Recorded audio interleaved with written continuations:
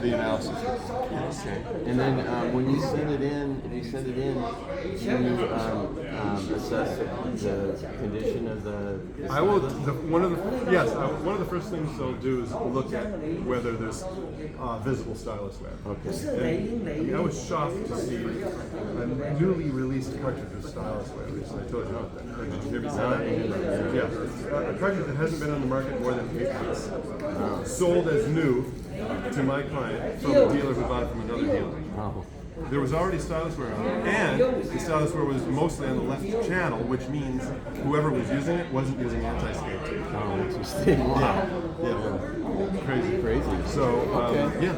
Yeah, this is why you want to have your cartridges checked out. Get the shims from him. He can find out a lot of things about your cartridge. Sometimes it's not even new when the dealer sells it to you new. I'm sure that's an exception versus the rule, but those are the kind of things that you want an expert to double check for you. And JR, with his tools, you can do a lot of this yourself, but then he does a service where you can send him your cartridge and he'll build the shims to make sure it's aligned properly.